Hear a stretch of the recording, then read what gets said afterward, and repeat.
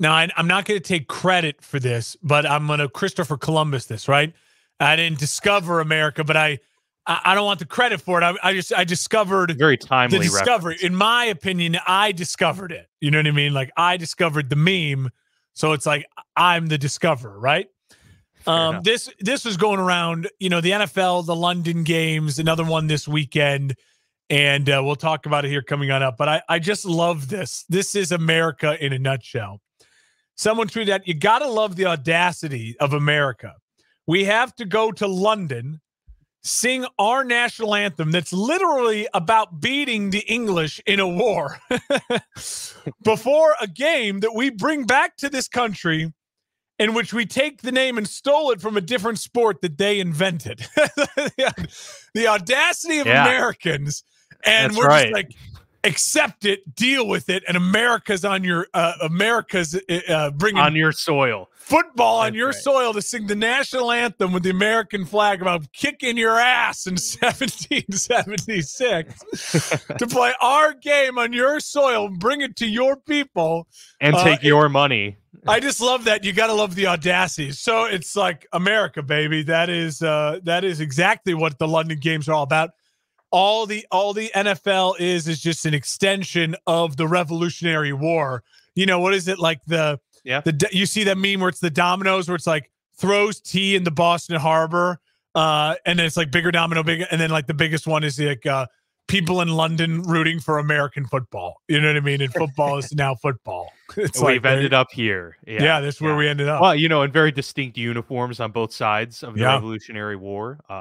We had marching bands before marching bands were even a thing. It's basically just we're just replaying the Revolutionary War.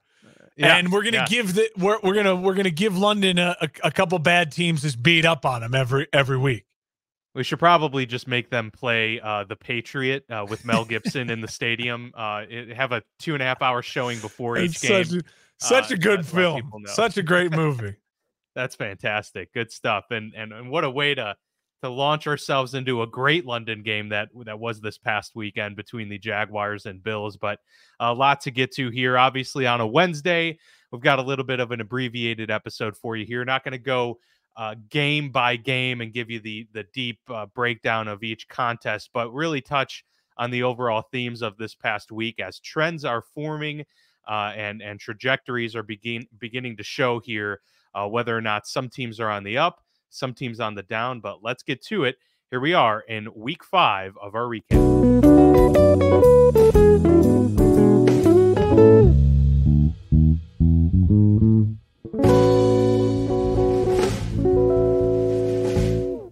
Serving the Quad Cities area since 1973, and with over 50 years of excellence on their track record, you'll see why it's so easy to trust their experts when it comes to all of your home improvement projects.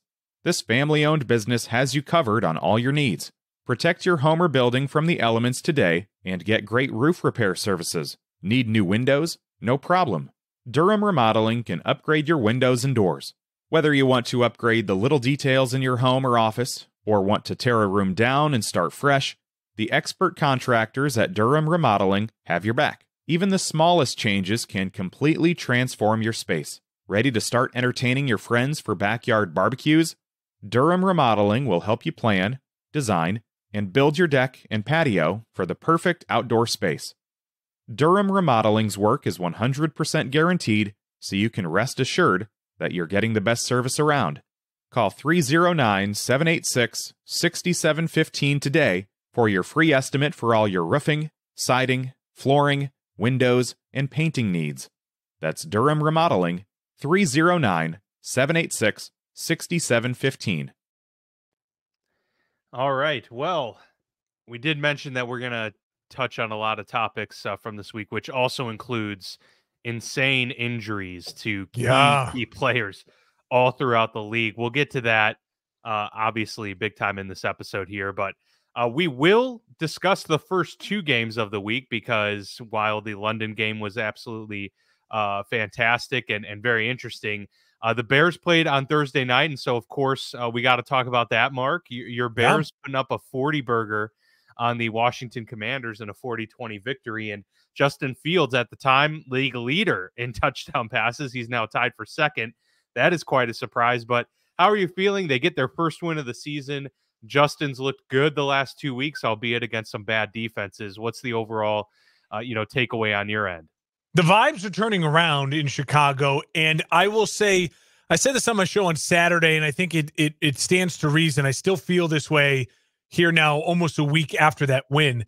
There are three pillars to your franchise, right? You have your general manager, you have your head coach, you have your quarterback. And if all three of those are in working order, obviously owners are big, but if you trust your management, general manager to like run the ship, right? If all three of those are in working order, you're in a really great spot. And right now with the Chicago Bears, like Ryan Poles, the general manager, had a really great week with his rookie players really starting to show up and make plays. Getting Chase Claypool out of the locker room was a huge. That's subtraction, addition by subtraction. And I love that he didn't double down on the mistake. You gave up a lot to get him. Yes, a high second-round pick. But at the time, it seemed like a worthwhile investment to try to give your young quarterback a weapon. And we've now learned that Chase Claypool is just one of those guys that probably is just going to have this type of career where he's done within the next 2 years. We won't be really talking about Chase Claypool. He seems to be a distraction. He seems to just be full of himself and not really an all-out team player. And you can just see how much freer Justin Fields has played the last 2 weeks, losing a 6'4" big target red zone weapon like Chase Claypool. So clearly that was addition by subtraction. That's a win, in my opinion, for Ryan Poles. You were aggressive. More into DJ Moore now, too, obviously, with his huge day. Exactly. You were aggressive, and then you didn't double down on the aggression. So I'm thinking positive vibes for Ryan Poles right now. Your quarterback, obviously, just mentioned it. 8 touchdowns, 1 interception in the last 2 weeks. I mean, he has exploded. And Justin Fields, if he keeps this type of consistency, there's no reason why he's not the starting quarterback of the Chicago Bears next year. Absolutely no reason. So this is the positive vibes for him, arrow in the right direction. Matt Eberflus is the only one where it's like, okay, the arrow is still flat or pointed down. He's got a lot more to do to right that ship for himself to get him to the level of being safe, as I feel like that Fields and Poles are. Fields has to keep just playing well and putting up numbers like this at a consistent pace. He'll be fine. Poles, keep being aggressive and not doubling down on your mistakes and showing and having, 75% of your rookie of each draft class hitting like it's been working for him. He's doing fine. He didn't hire Matt Eberflus either. So he's got that going for him as well. And so Matt Eberflus, the next 2 weeks for the Chicago Bears are gigantic. You have extra rest at home against the Vikings, who now are without Justin Jefferson, and then the Raiders. So Matt Eberflus it's in front of him to turn it around too. So overall, that's how I feel it. It also frustrates me more because now we're seeing this offense clicking. Just goes to show you the capability and the talent was there from week 1. Why did it take till week 4.5 for it to really pop? And then defensively, there's still a lot of fundamentals that I'm struggling with. They just can't consistently rush the passer. The back end of the defense is so beat up. They're getting some guys back. Brisker, Gordon, Eddie Jackson should all be back for the game against the Vikings. So again, no excuses. You can't give up 25 points to a Vikings team without Justin Jefferson. So that's something to really look for Bears fans. And then overall, I will say, that game, looking back on it, it was just really nice to see them close it out. It started to have the vibes of the Broncos game where it was falling apart, but they shut down on the road, clamped up against the Washington team, and found a way to get out of there with a victory. And for Washington, they're starting to look a little bit more like how I predict them beginning of the year, a little disjointed at times, not really confident in themselves, quarterback making mistakes. They got to find their rhythm. They're still, I think if you're Washington, you're still pleasantly surprised by the start. You just can't let it completely unravel now. You got to find a way to reel it all back in and string some wins together in a very winnable division. Not winnable like you can win the division, but you can get wins in your division against a Dallas and against a Giants team. Yeah, for sure. And their defense has been underperforming yet again this season. So that's about 3 straight years of Ron Rivera not living up to the talent that they have on there. So Ron Rivera's got to absolutely be one of those on the hot seat this year, even if they get to 7 wins, which is what I predicted. But That's just not good enough for this I had team. a final point on the Bears, and I wanted your thought on this too. For me, I said this as well, and I stand by this. I'm done talking about the Bears' next quarterback. Like right now, we're at a point in time where, especially with these 2 games in a row from Justin Fields, there is no reason why you don't support Justin Fields and see everything this kid has for the rest of the season. Because even if he doesn't ball out, well, then you have the high picks. If he does ball out, you're still going to have 2 probably high picks. One really high, one maybe still within the top 10 or top 15, depending on where the Bears can go from here. So, like, that will sort itself out when it gets there. And there's no point in talking about the next quarterback for the Bears unless we're also talking about the next coach for the Bears. Like, there's just no point in talking about a new quarterback. I get Justin Fields and a new head coach. I don't get Matt Eberflus and a new quarterback. That makes no sense at all. So I just want all of our fans and listeners to know I'm done talking about the Caleb Williams, the Drake Mays, the Shedeur Sanders, all the Bo Nixes, all of the quarterbacks that are coming out in this draft. I'm all in on Justin Fields like I was, and we'll sort out the quarterback position after I have answers on the head coaching position once the season finally comes to a conclusion.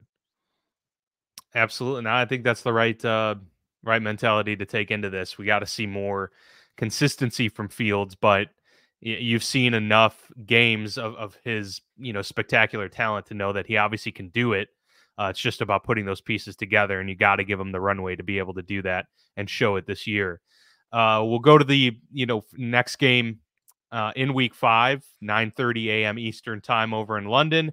The Jaguars, for the second straight week over there, getting a second straight win as well. And absolutely, I thought that was a huge advantage for them going into this to get the Bills in the second game in London instead of the first. They're able to post up, relax, be there, maybe do some sightseeing, and just kind of have that comfort. Whereas the Bills had to do this big travel week and get out there and get settled. The Jags were already settled. And, this was as impressive of a defensive performance from Jacksonville as it was offensively, I thought.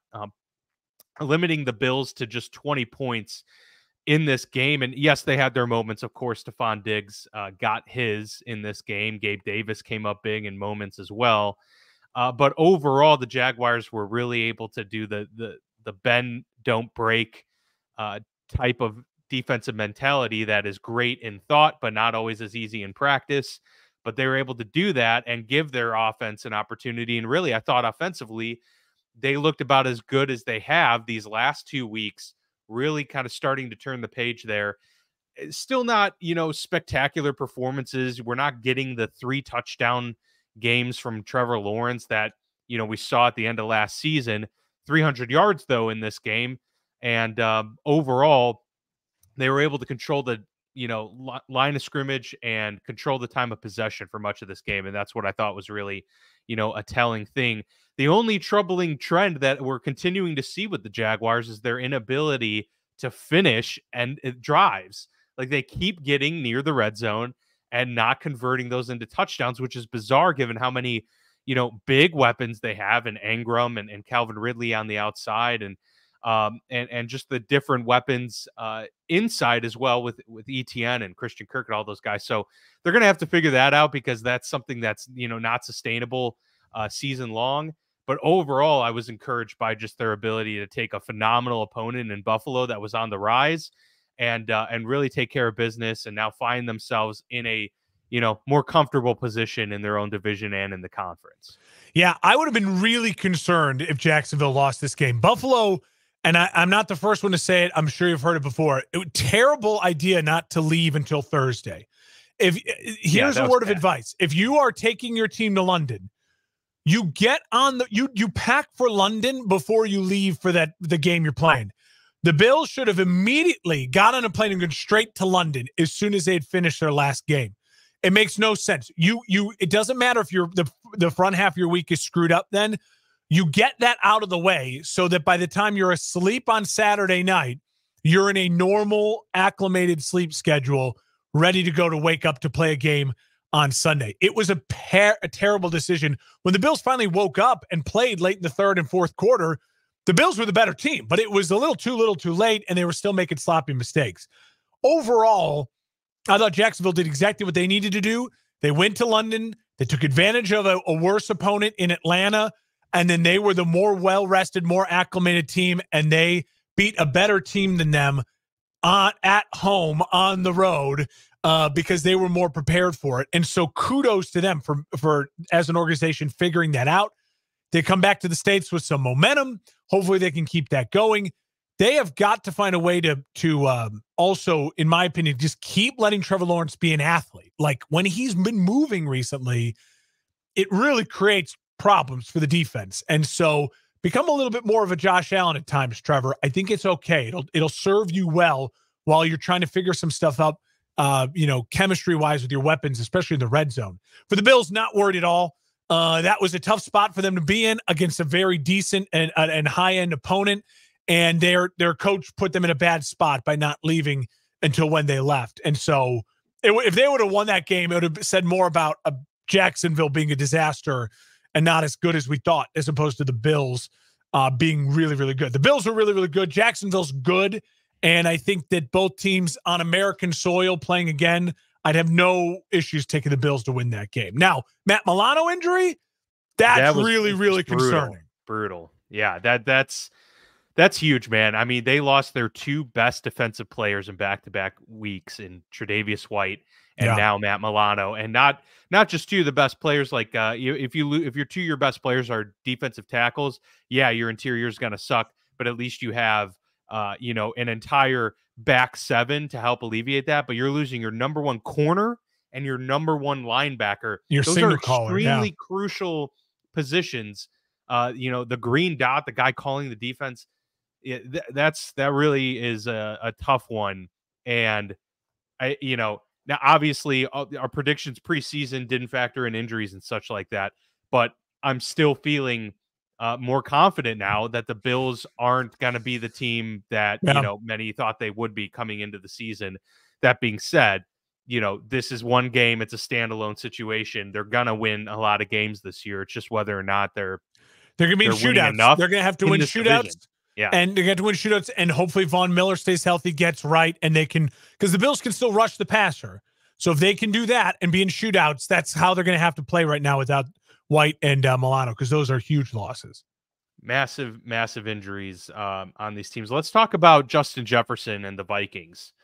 They go on the road or at home, against the Kansas City Chiefs and really play a close game. I mean, neither team looked particularly dominant, obviously, on offense in this one, but the Chiefs really did enough. And maybe towards the end of this game, it felt like it was, closer than it should have been. But the Chiefs win 27-20.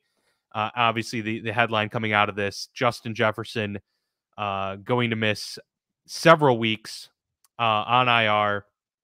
What's the thought here? Because my initial thinking is this is the perfect opportunity for Minnesota to just mail it in, and we're done. We're gonna go get a quarterback next season. But obviously it's a tough position with a young coach who wants to win and establish that, and a team that has been so close to winning a lot of these games. They've just been on the losing end of one-score games yet again.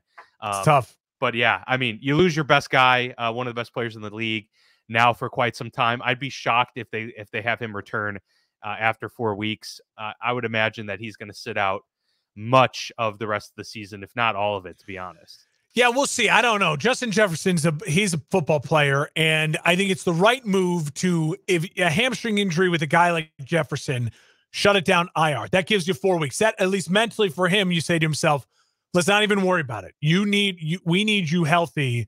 You're our franchise right now. The key will be, can they find a trade partner for Kirk Cousins? Because if you get Kirk out of the building, you can sell the tank easier and quicker. If they can't get Kirk out of the building, this is very much has the writings on the wall that they're going to go into Chicago and beat the Bears, and Kirk's going to have a rally win, and then it's going to be season back on, Vikings hanging around. So it's just you got to see the messaging from the front office and the ownership group, and whether Kirk's there or not, that's gonna lead towards it. I think they're going to give Kirk this couple games and say, hey, can you right the ship without Justin Jefferson? And can you claw us back in? Their schedule is really workable, like the Bears is really workable. This game is for 2 1-4 teams. It's a crucial game for both of their seasons and where they're headed. So I think it's the right move to put Justin Jefferson on IR. Even if they were 4-1, I'd put him on IR because you cannot risk this becoming a nagging thing for this dude. You also need to make sure he is happy in the organization. You do not want him demanding a trade or wanting out. And maybe you can sell him on, listen, Justin, we're going to make sure you're healthy. We're going to make sure you're happy. We're going to make sure you're paid. And we're going to get you whatever quarterback you want. You tell us. Jordan Addison, the other wide receiver, he played with a guy who won the Heisman Trophy last year, who's projected to be the number 1 pick. So yeah, it's an easy thing to think about. So much of it is going to happen, though, and I think if the Bears can come out and beat down the Vikings, which they should, that with no Justin Jefferson at home, more time to prepare, getting healthier, their defense is healthier than the Vikings right now. Fields is playing out of his mind. If the Bears can put a beat down on the Vikings and say they win 30-13, something like that, and it's a bad day for Kirk, then you absolutely could see this being like, all right, make the phone calls. Who wants Kirk Cousins? Does Atlanta want him? Do the Jets actually want him? Like, who wants him? What can you get? Can you get a 5th rounder for him and eventually use that also as ammunition to trade up higher in the 1st round if you're going to end up needing to? It'll be really fascinating to see. And for the Chiefs overall, listen, ho-hum win. It says a lot. The Chiefs are a lot like the Patriots we thought about the last 20 years. If you win, you win. Like that, you're supposed to win that game. If it's not as pretty as you want it to be, who cares? Everyone leaves the game healthy. You get a W. Pacheco looked really good. In and out. Kelsey's okay. I would sit Kelsey Thursday night. You can probably beat the Broncos without him anyways. And it's a ho-hum, keep moving on type of victory. Don't overthink, was it a pass interference late? Who cares? You're the better team. You have Super Bowl aspirations. Stack a W, move on. Yeah, I mean, I think we think back to the start of the season for the Chiefs and how everyone was like, is this going to be a problem? No weapons, everything. They've rattled off several in a row. Like they're back to being the Kansas City Chiefs. Yeah.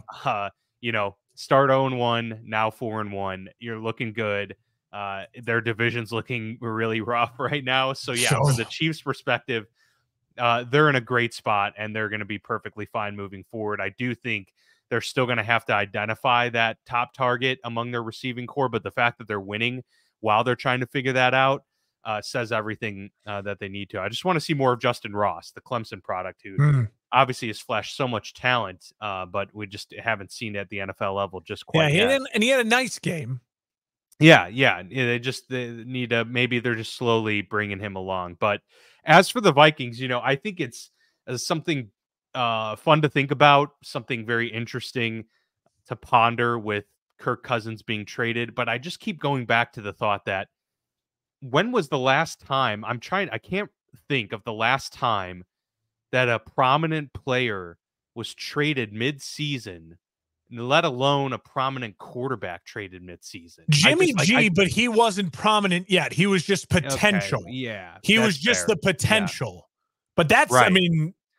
That's really it. It just doesn't happen very often. And I'm not sure if it's teams not willing to trade these marquee players or if it's teams not trying to get players in a mid-season that are, that new to the team. Obviously, someone would want an addition of, a Justin Jefferson to their team at any point, but it's, it takes 2 to tango.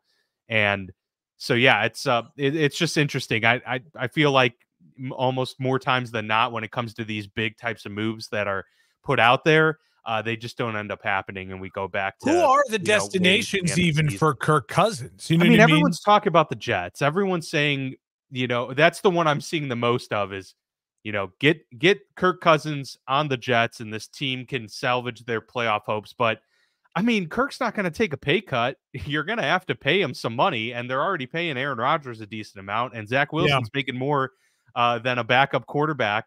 So, there's Yeah, there's not much wiggle room, I don't think, for New York to be able to pull that off. Plus, their O-line is terrible, and Kirk's not a guy that can navigate that. I just don't think it's a good fit. Yeah, the Jets, the Falcons, to me, would be interesting because I think that they're in this mode where they are trying to build just a really solid team, and they're not necessarily panicking about the quarterback position. And so I think that the Falcons adding a Kirk Cousins could look at this and be like, hey, he's someone we might kick the tires on in the offseason anyways. So why not just try to bring him in and see what he's like? Because Atlanta's got a ton of weapons, and part of the problem is Ritter had a nice game, 300 plus yards, but they're a team that makes some sense. I no longer think it makes sense with Tampa, because Tampa could just say to itself, we can wait and get him in the offseason, kind of see how the rest of the season plays out. With Baker and everything. Speaking of guy got traded midseason last year, Baker, but again, not prominent. I don't know. It's a really fascinating discussion, and there's a lot of teams that just don't feel like they need him right now. Kirk will be a starter somewhere next year, absolutely. Sure. But a lot of it will be.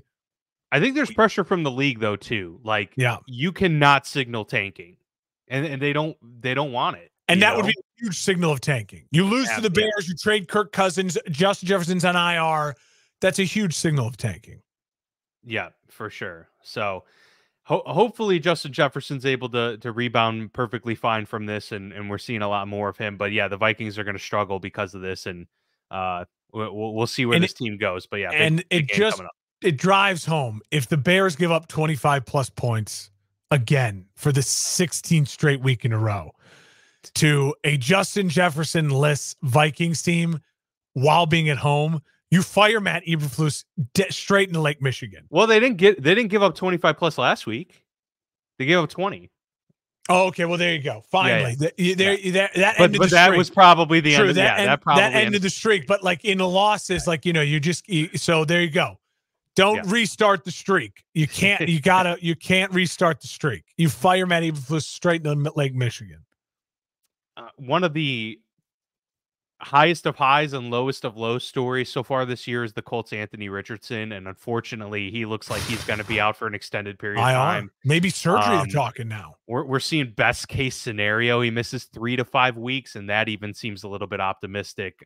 Leaves with some sort of shoulder AC injury, and it's tough, man. And this one was sustained on a running play yet again, and these have been the concerns, obviously, when we're talking about quarterbacks that are running the football a lot. Those concerns have come up with Josh Allen in the past, Cam Newton, obviously, and how his career started to fall apart towards the end because of just the hits on the body. The bigger they are, the harder they fall. And Anthony Richardson already as a rookie showed flashes of awesome play early this year. And now it's going to be the Gardner Minshew show for at least the next month plus, but very likely even further down the road than that. Yeah, with Shane Steichen. It's a reason why he brought Minshew over. And, I hate to say it, but if you go back a month and a half ago when we were talking about beginning of the season and everything, I had said part of my prediction of having the Colts losing as many games as they did is I said Richardson's going to miss 2 or 3 games. Like, it's just going to happen. I've seen it with Justin Fields. You're seeing it now at an alarming rate with Anthony Richardson. I mean, alarming. And the concern is it's not just a shoulder, it's his throwing shoulder. He's a rookie and he might need surgery on his throwing shoulder. Yikes. Like, that is the last thing you want to hear if you're a Colts fan. I must have missed this. They actually did place him on IR today. So he is out at least 4 games. Yeah. And so it is, listen, it's a blessing to have Gardner Minshew. They probably will end up winning more games because they have Gardner Minshew now. This season was never about winning games. It was always about getting Anthony Richardson in and starting the Anthony Richardson saga. And as soon as he's healthy, you put him back in. Like, it's back in because he's not – this is different from Andrew Luck. He's not being beat up because he's behind a bad offensive line. He's getting shot after shot. He is taking these hits because he is an aggressive, gigantic player. And unlike Josh Allen, some of it's luck, some of it's just maybe the style. Josh Allen hasn't sustained the giant injury yet. He hasn't. Yep. Cam Newton was never injured. It just at the end of his career, he completely lost his fastball and he broke down. Cam Newton was even still running in those years with the Patriots, but remember Cam's problem was he couldn't throw the deep ball anymore, and that's what he was known for. When he lost his speed too and everything. His shoulder was dead. It was destroyed. So massive concerns for Richardson. I mean, massive. But as far as the Colts go, they're gonna be actually probably a better team overall now as far as winning games, because Minshew will run the offense and with a coach he knows really well, and they have Jonathan Taylor. They're gonna lean on Jonathan Taylor, and they're gonna be a competitive, scrappy team. Yeah. Speaking of which, Jonathan Taylor getting that massive deal. Yeah. I believe it was $23 million guaranteed, a $42 million. Yeah, he's getting like 14 a year. Yeah. So, I mean, kudos to him because of all of what we saw throughout the entire offseason process, training camp. Yeah. The kind of playing games on both sides and unsure of whether or not when he even was able to come off the PUP list, if he was going to be suiting up and playing games for this team. They get the deal done. So they have their guy now moving forward.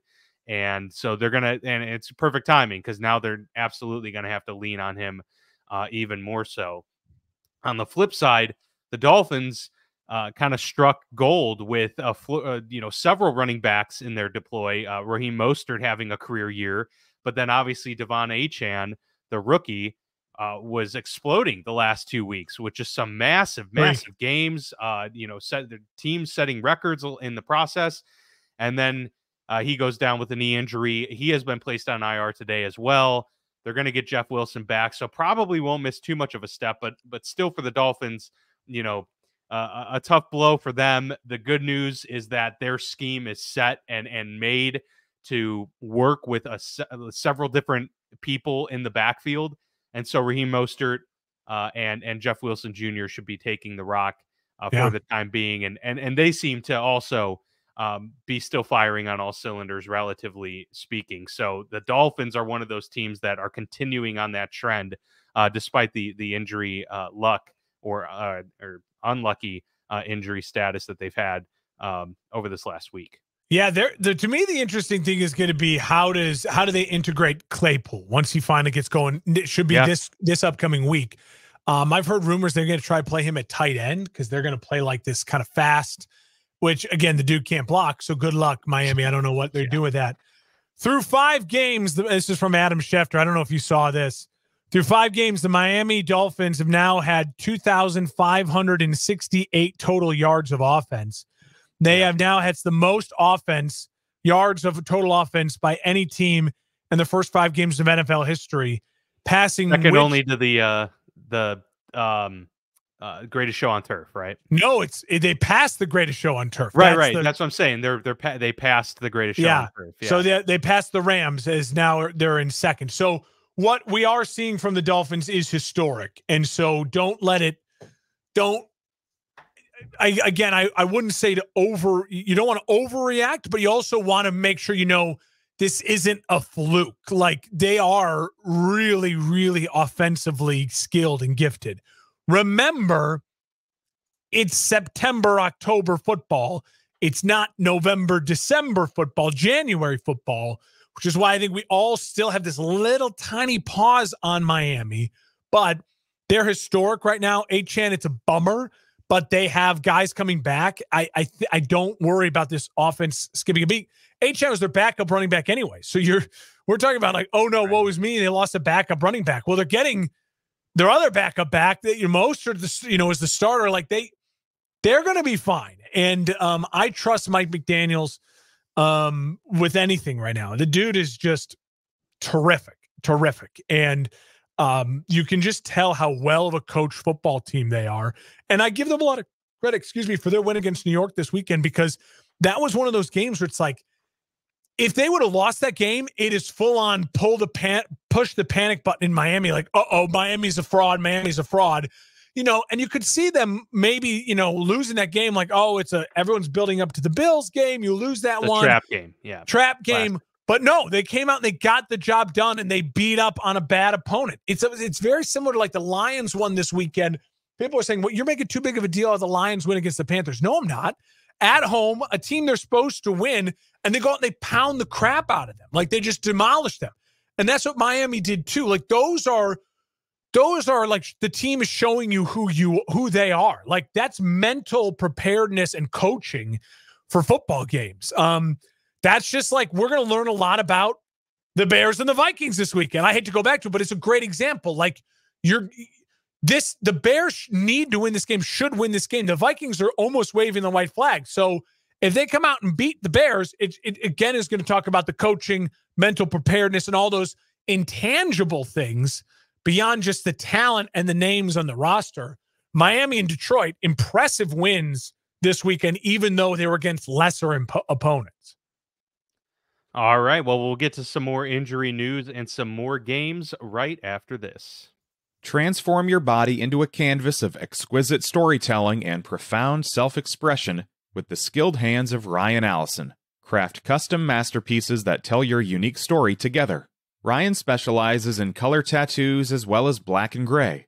He also practices a diverse range of styles, whether you're passionate about anime, fantasy, mythology, pop culture, video games, movies, the esoteric, nature, creatures, dot work, black work, or you have your own ideas. Ryan embraces your distinct vision with an unwavering commitment to passion, precision, and originality. Each project he undertakes is a labor of dedication, a fusion of research, artistic ingenuity, and profound symbolism. His commitment to authenticity is nothing short of remarkable, infusing his very soul into every creation. From half and full sleeves to bodysuits, awesome back pieces, to majestic front panels, Ryan is the artist for anyone seeking powerful, breathtaking artwork. With every stroke of his needle, he weaves a tale that's as unique as you are. Don't settle for ordinary tattoos when you can elevate your ink to the extraordinary with Ryan Allison. Embark on your creative journey by booking a consultation with him and proudly exhibit your story on your skin. Visit Ryan at Why Not Ink Studio in North Park Mall, or check out his portfolio online at ryanallison.art. Ryan Allison Tattoos. When you choose me, you're not just getting a tattoo, you're getting an experience. The Cardinals placed James Conner on IR. Oh, brutal for today, them. And so their biggest playmaker is now going to be out for a month. And I know fantasy football aficionados are, we're running to the waiver wire the last 24 hours to go pick up DeMarcado, the backup who nobody heard of until yesterday. But yeah, so the Cardinals, or until right now. Yeah, absolutely. But no, it's that game in particular, the Cardinals and Bengals, was an interesting one to watch. I mean, unfortunate for James, of course, and for them, because they were looking pretty good overall with Josh Dobbs, and losing James Conner is a huge blow. But the Bengals really was a get-right game for them with a 34-20 win. A more convincing victory was needed for this team to kind of get their mojo back a little bit. Yeah. And Joe Burrow obviously looked a lot better with that calf injury. Jamar Chase had a banner day with, 13 catches for 200-plus yards and a couple touchdowns in there as well. Just a massive, massive day for him and the Bengals offense. So that was encouraging. They're 2-3 on the season, so there's still a lot of work to be done for Cincinnati.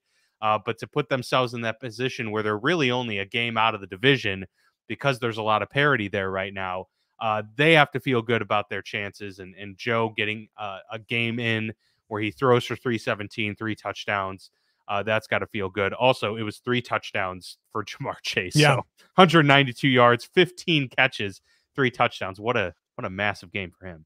So we're going to learn if the Bengals have really officially turned it around this week. They host Seattle. Seattle's coming off a bye. So Seattle is healthy and has just been doing nothing but watching Bengals film for, 2 straight weeks. So we're going to learn a lot about the Bengals. Hosting Seattle after a bye, can they come out and get a win against a very, very good Seattle team?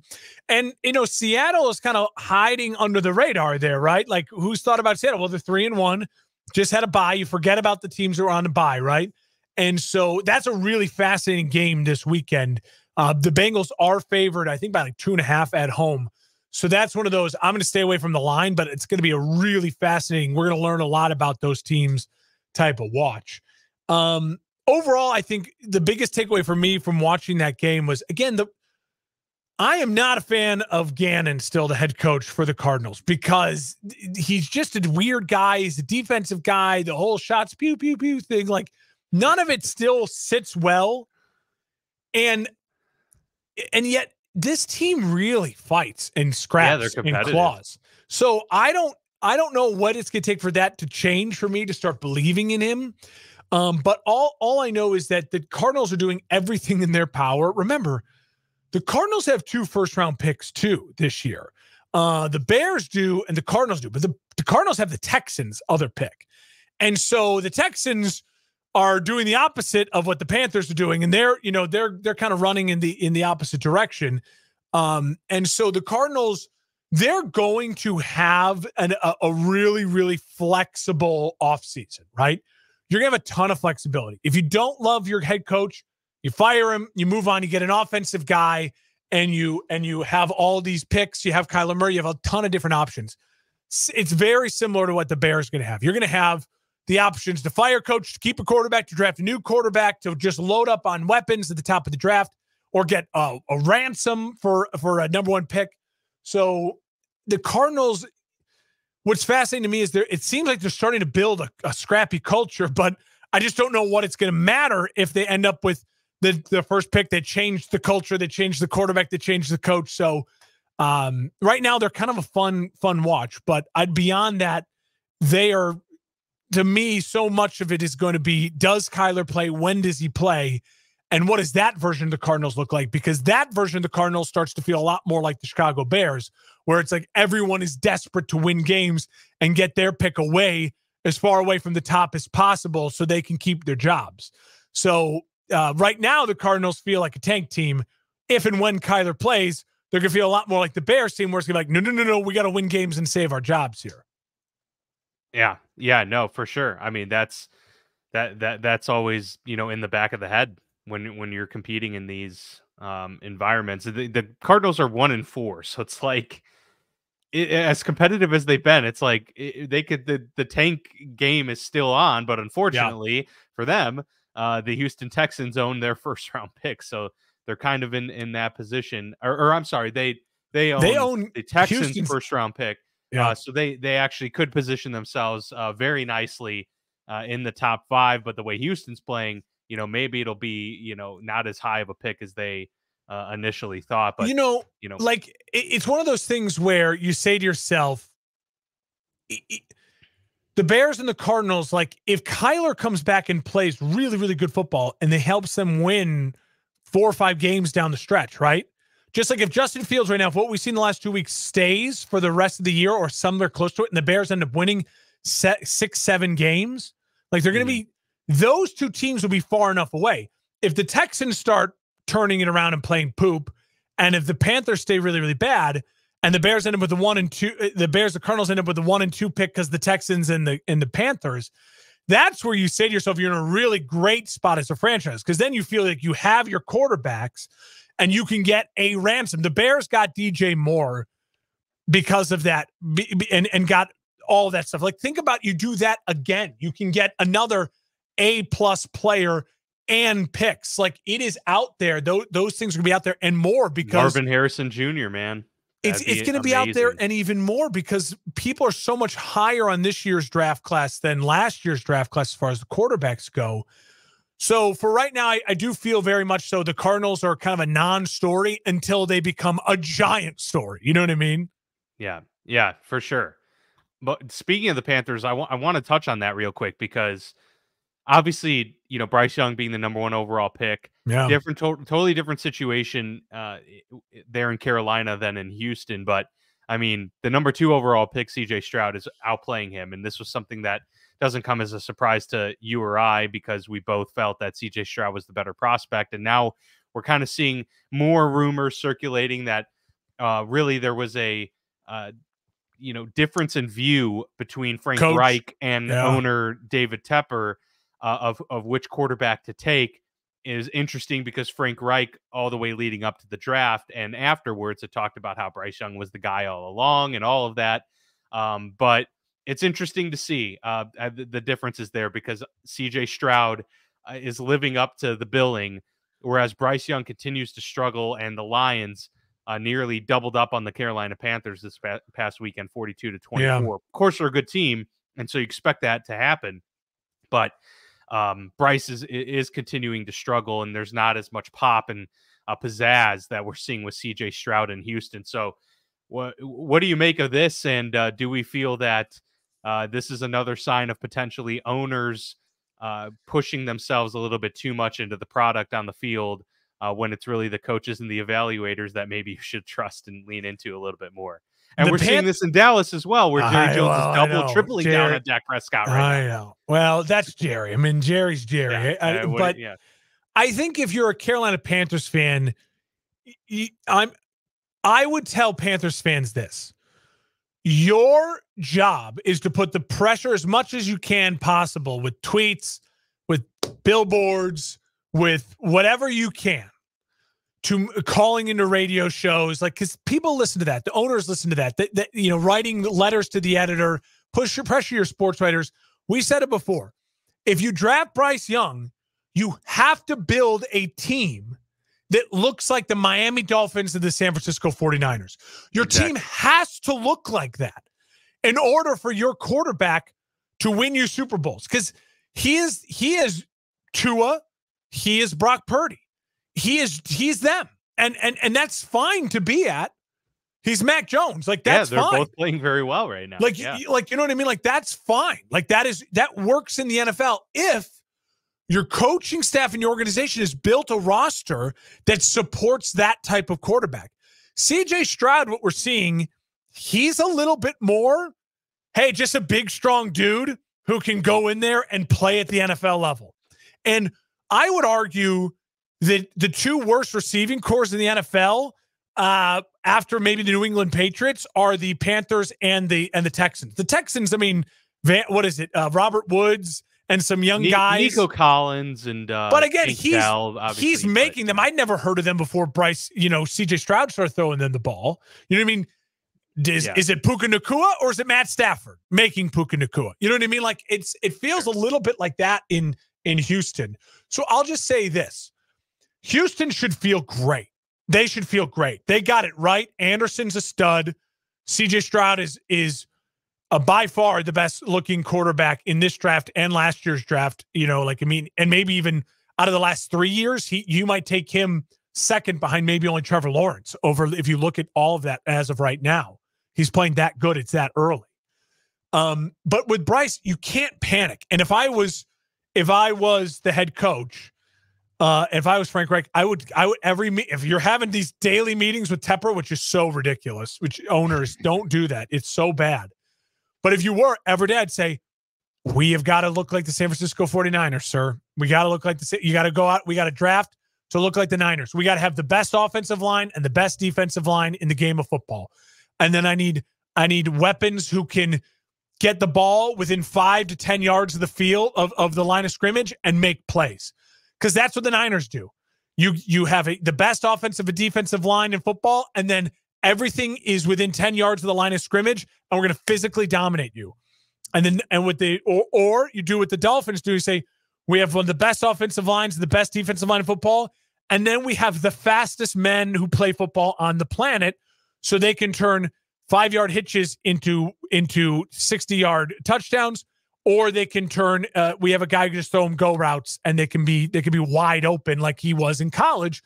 Because Bryce Young was used to throwing to college wide receivers. He could throw the deep ball because they're wide open. He can't. There's a difference between, can you actually throw it 60 yards, which Bryce Young can, or can you throw it 60 yards while people are covered in the NFL, which Bryce Young can't. He can't. He's not Aaron Rodgers. Aaron Rodgers can throw it 60 yards when people are covered because he can put it in the window it needs to be. Yeah. So Bryce Young can't do that, but Tua can't do it either. He's not Aaron Rodgers, but Tua can do it with his wide receivers because they're wide open. So Panthers fans, don't panic.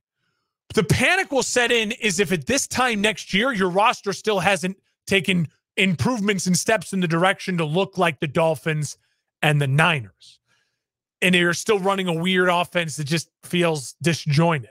because he's not good enough to just be a quarterback in the league the way CJ Stroud is. It's a tough situation to be in. And credit to Houston. They were one of the worst run organizations of the last decade in the NFL. And they, within a year of getting DeMeco Ryans and this young quarterback, now look like a very, very competent organization that you should buy stock in the Houston Texans. Yeah, you don't want to play them every week. I think they win at home this week against New Orleans. I do.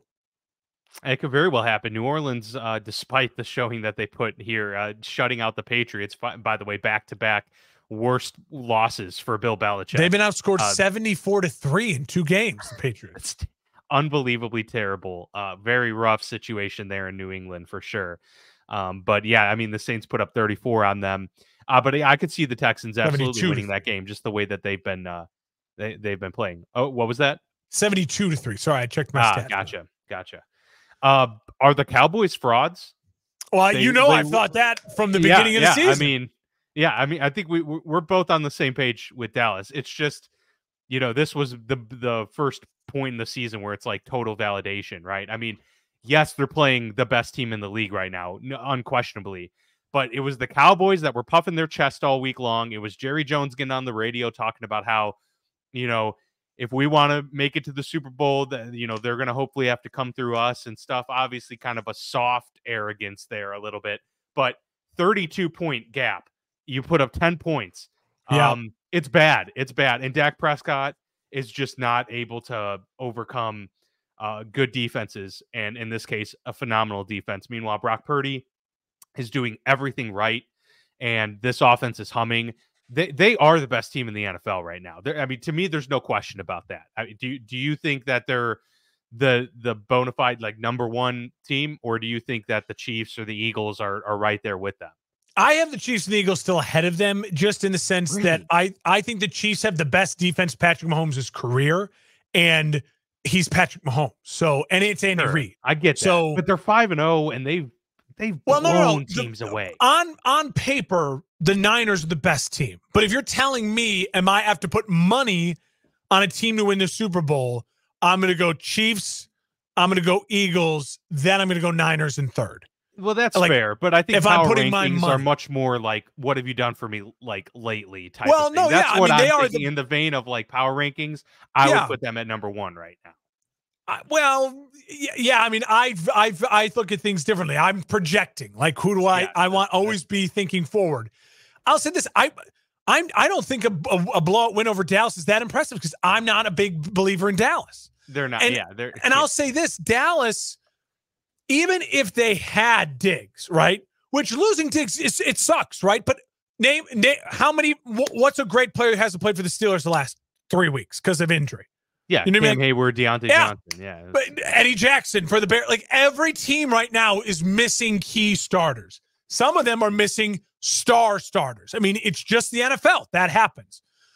You have what everyone raves as Dan Quinn is the next coach in waiting. So it's like the Cowboys can win one way.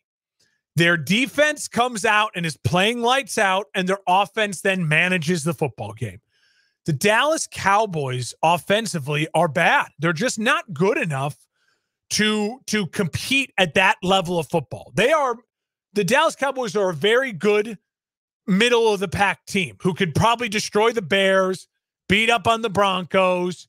You know what I mean? They're kind of like Pittsburgh right now. Yeah, in a lot of ways. In a lot of ways. And Dak, how my feelings on Dak. He's just not what he used to be. He's had some really bad injuries in his career. That ankle was messed up. He has had some bad injuries, and he's just a shell of himself. He is a timing, rhythm, pocket guy who cannot throw the deep ball right now, accurately. He could throw the Bryce Young deep ball, they're wide open. Sure, everyone can throw that. And so, I don't believe in the Dallas Cowboys at all. But I'll say this about the Niners. I will. Brock Purdy is starting to really earn his stripes and earn more praise and respect from me, a doubter, in the sense that it's not it's easy to say, oh, Mac Jones would be amazing in that offense. Kyle Shanahan in that offense is terrific, right? But we saw him with C.J. Beathard, a late-round pick, and they couldn't win games. We saw him with Nick Mullins, a late-round pick, and he did not play like Brock Purdy. We saw him with Jimmy G, and Brock Purdy's numbers right now are way better than Jimmy G's numbers ever were with the Niners. So Purdy is better than all of them. And Purdy is quickly becoming a Jared Goff level type quarterback in my eyes. Like he's mobile. He can make throws on the run. He's so good with his decision making. He doesn't turn the ball over. Do I trust him yet? Still in the biggest of big moments? No, I gotta absolutely see it to believe it. Regular season wins with Kyle Shanahan. And as part of it is I don't necessarily trust Kyle Shanahan the biggest moments. 28-3. He's a part of some of the biggest collapses in that way. Struggles in NFC championship games. And so I love the Niners. They're an incredible watch because they are just a bloodbath waiting to happen.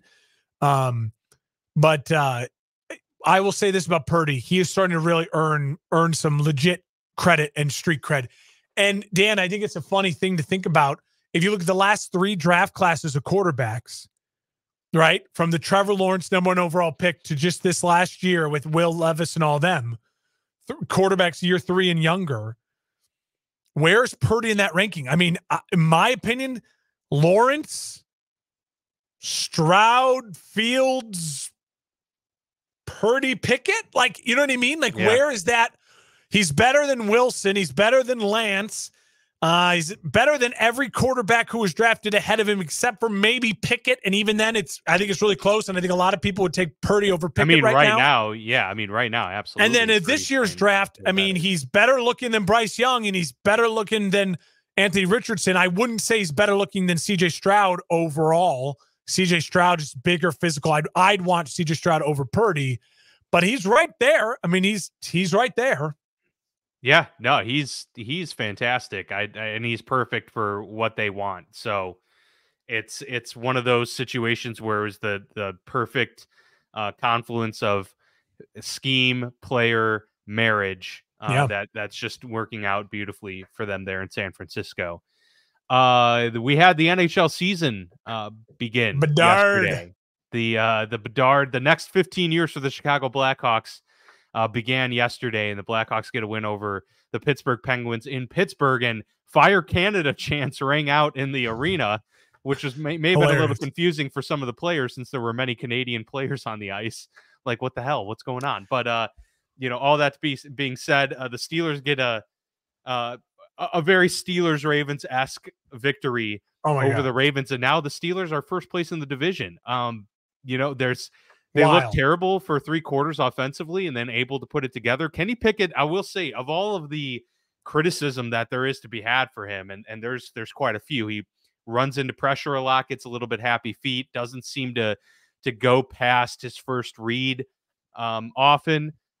So there are obviously concerns with that area of play, but he does have the clutch gene, and that's something that is hard to get in quarterbacks. I mean, he has now 5 fourth quarter comebacks in 17 games. Yeah. And there's something to be said for that. Like, he rises to the occasion in big moments. It takes him a while to get there, but yet again this past week, and it's been 2 against the Ravens. These are big games. Gets the seemingly audibles to the call against cover 0 and gets George Pickens on the go-ahead touchdown late in the fourth quarter there against Baltimore, and they end up winning 17-10. They're now 3-2 with all of the mess, all of the issues that there have been with this offense. They've been able to stack together team wins, or at least defense special teams wins over the last couple weeks. So this isn't sustainable, Mark, but at the same time, I've got to say, like, I have to temper my anger at times because they are winning, and this was a big win. So I got to give kudos to Kenny Pickett for coming up big at the end, and this defense, TJ Watt again with 2 sacks and 1 to seal the game. They come up big when they need it the most. So it's just about stacking that moving forward. But they're in first place, which I did not forecast. Chris Letang, Sid the Kid Crosby, and Evgeny Malkin for the Pittsburgh Penguins. They just started year 18 together as a trio. That's amazing. Yeah. That just surpassed which trio for the most seasons together as a trio? It's an MLB team. They were very famous in the 90s and early 2000s for winning many, many rings. East Coast. Really interesting. Okay. Well, no, I'm thinking it's Jeter and A-Rod. You got one of them. Well, not A-Rod. 18-7. They were together for 17 years. Jeter. Mariano Rivera. Okay. And then would have been Clemens. You're gonna be mad. Jorge Posada. Oh, yeah. There you go. But I saw that on ESPN. I thought that was really cool. Anyways, that is cool. I'll say this. You nailed it on Kenny Pickett. I think the jury's still so unwritten on Kenny Pickett because of the offensive coordinator and struggles of the offensive line early and the lack of run game. It's just been brutal. He is a quarterback that is unlike CJ Stroud or some of the other guys we talked about. He's not a savior, but he can be a really, really terrific quarterback if he's getting the proper help he needs to develop an offense around him, because he has the clutch. He does have the it factor, whether it's a big scramble, a big throw late. He's done it in a short year and a half of watching him as a player. It's only been, I think, 16 games at this point. 17, yeah. And he just finished technically his first full season of play. He's still so raw, is so green, but I think the ceiling is still there for Kenny Pickett. The problem is I just don't know if we'll ever get to see what that ceiling's like with Matt Canada's offense. And I will say this. The other thing is, I ask you a question. Tomorrow, Chiefs versus Ravens at Arrowhead, or Pittsburgh Steelers versus Ravens versus Chiefs at Arrowhead. So they're both playing the Chiefs. Which team actually has a chance to win that game? Yeah, it's the Ravens. It's Baltimore, yeah. Yeah. So the Pittsburgh Steelers are still, like the Green Bay Packers, just the bad boys of the division. Like, they just know how to win in their division, right? They will find ways to win in their division, and Mike Tomlin deserves a ton of credit for that, and he's won a lot of games in his career like that. I'm still higher, if you were to power rankings, I'm still higher on the Ravens than the Steelers now. I would agree with that. But the Steelers have had this weird way of closing the gap and playing. TJ Watt is phenomenal. I mean, they have Lamar Jackson's number. They've won 6 of 7. And that's bad for Lamar and John Harbaugh. Like, they've got to figure that out because that is bad. Like, a good coach, good quarterback, that can't happen. And the Ravens Steelers also dropped I know. I mean, 9 the Ravens that was that game honestly should have been 21-0 before, Yes. I mean, started. And so but it wasn't. And the Steelers found a way to win that game. And so they capitalized on the better team making mistakes, and they won the football game. And I don't know if it's good for Steelers fans because, again, you want Canada gone. Like, he's not the answer. So winning games doesn't help because Mike Tomlin and this organization doesn't make changes anyways. But they're certainly not going to make changes if there's a W in the win column. I'll just leave my point is that I'm with you on Pickett. He's so green, so raw still. I think there's still a lot of potential there. But until you have a different offensive look and a running, and Najee Harris, you're lucky in the sense that you're not going to have to pay Najee Harris. Like, the Colts had to pay Jonathan Taylor because he had the multiple seasons of dude's a freak. We owe him. Sure. Najee had a good year, but he's not had you can move on from Najee, and they should. Right. Like, the backup is having a way better. Najee's lost the explosiveness. It looks like those years at Alabama have added up, and he's just not close to Derrick Henry. The thought was he could be kind of like a Derrick Henry light. Right. He's not. Yeah. He's never turned into that. Yeah. I mean, he can eke out, some tough yardage, but I agree. I mean, Jaylen Warren has been way more explosive. He's explosive as heck. They need to continue to get him involved. I mean, he lit a spark for that team late in this game. So if they just keep kind of, putting him into the game plan a little bit more, I think that's going to help things as well. The offensive line played a little bit better this past week. So hopefully they're just on that trend. They got a bye this week, and then they take on the Rams. Like, that's a winnable game coming out of the bye for sure. So, if you can find yourself at a 4-2 spot, you're feeling pretty good, going into the meat of the season, if you will. So a lot on the horizon there for the Steelers. Those were really the main Monday Night games Football that I wanted to talk. I've been waiting. On. That was the last thing I want to talk about is just the Packers and the Raiders Monday Night Football. Yeah, the Packers look terrible. Here's the thing. I will say this. Raiders. I will say this. The Raiders are scrappy, and Max Crosby is in that. He is in that tiny tier of like Fred Warner, TJ Watt, Myles Garrett, where it's like those dudes are different. Like, you know what I mean? Like that. And he's in that tier solidly. Like I watched that game as a Bears fan going like, I need that guy. Like, get me that guy. If my defense needs that guy, because my defense doesn't have that guy. I need that guy. And so the Raiders should be very pumped about that win. Their coach tried to give it away with stupid play calling, the field goal late. Like Josh McDaniel is so dumb, and his face is just getting so fat, and he's just like a little man, and he's so dumb. But credit to Jimmy G. I thought overall he played well. 2 of the interceptions, the first one from Jordan Love was one of the worst interceptions I've ever seen. We talked about it on Twitter. It was terrible. If the first guy didn't pick it, the second guy was gonna, and if there was no one there, it would have been behind the receiver, incomplete. Like really bad, really, really bad. Yeah.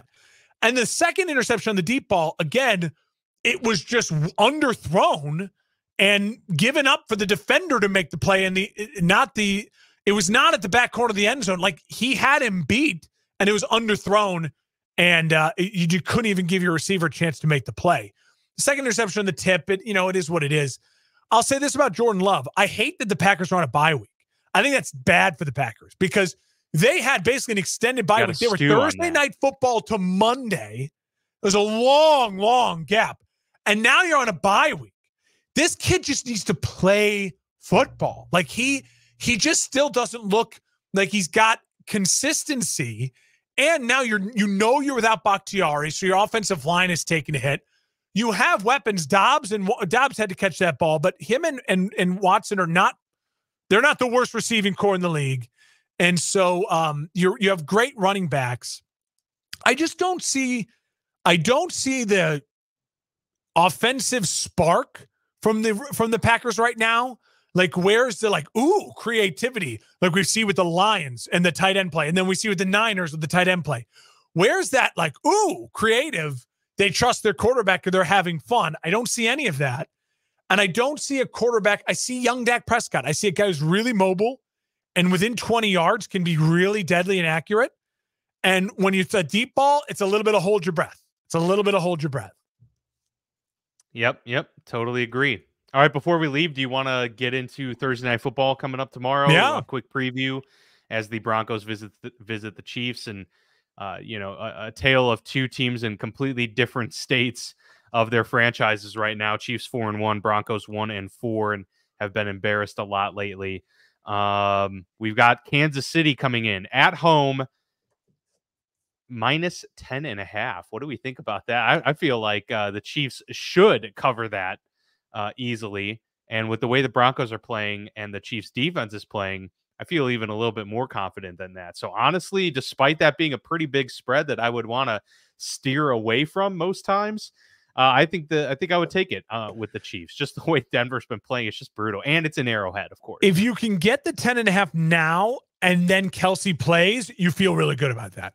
If you get the 10.5 and then Kelsey doesn't play, then you're like, crap, I probably could have got this at like 8 or 7.5, right? Yeah. So it's a coin flip.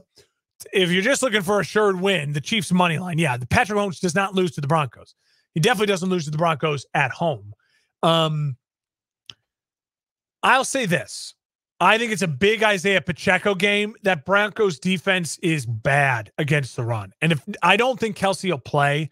So I think it's one of those Isaiah Pacheco, they're going to run the ball, and it'll be a really easy game for Patrick. He'll probably have like barely 200 yards, but 3 touchdowns. Really simple. Pacheco, 85 yards, 2 touchdowns. And it'll just be one of those like ho-hum, ba-ba-da-ba-ba. And here's my thing about the Broncos. they are maybe in the worst position of any franchise in the NFL. They gave up so many draft picks to get Russell Wilson. They're still paying for that. And they gave up draft picks to get Sean Payton. Yeah, exactly. I know. They are in a terrible spot. Yeah. A terrible And they're paying spot. those two guys each $100 million plus guaranteed. It's a terrible spot for them. They are in a bad spot. And they're in a division that is not easy to win. It's not easy to right the ship in the division. So Godspeed to the Denver Broncos. I don't know. It's easy to point out what the problem is with Denver. I don't know the solution. Don't ask me the solution. I don't know. The solution is you got to play better. Like you just got to win. I don't know what the solution is. Can I say this? Everyone was like, oh, the Bears get Mike McGlinchey. He's looked terrible. I'm so glad the Bears didn't pay Mike McGlinchey. They did not overpay for him. He's looked very, very bad. The Niners knew the right decision to walk away from him when they did. They're just not a good football team. And the problem with it is, overall, it doesn't look like a well-coached football team. Like, right. You can say it's a dearth of talent, but when you watch them, like I watched the whole game against the Bears, then you watch them it's like they just don't look like they do anything well. Like nothing well. And that is a lot on the head coach. And like, what do you do well? What do you stand on? What do you stump on? And you know, it makes you reflect on all those 7 and 9 years with Sean Payton in New Orleans, where you're like, you know, Drew Brees was putting up giant numbers and they always hung around because that division was never great in the NFC South. And it's just not flying right now. And if you're Sean Payton, I think the scariest thing is there's probably a little voice in the back of his head that says this was a mistake. And that's, if you're a Broncos fan, the scariest thing. Like, for sure. Yeah. Especially if a job opening comes up with the Chargers or something like that. This next year. Well, what's his buyout? Like, I don't know. I mean, it's brutal. Who knows? But I don't think they're going to want to give up on that after putting all of this investment. They're stuck with Russell. They can draft quarterbacks, but they are stuck with Russell for at least another calendar year.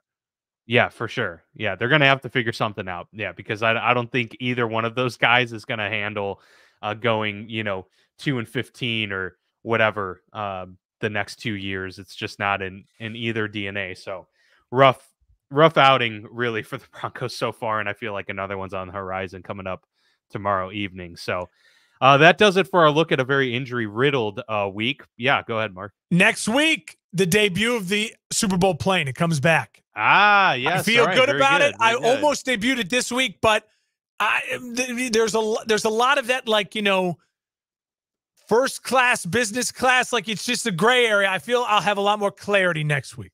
We're working on finding a plane set to do the show from, so stay tuned on that. Virtually, both of us are going to have our own respective planes that we will be doing the show from. Yeah. But yeah, all right. Well, good stuff. Yeah, week 6. The United Lounge at O'Hare. We're going to go to the United Lounge, at the football lounge in the United Lounge, sponsored by United.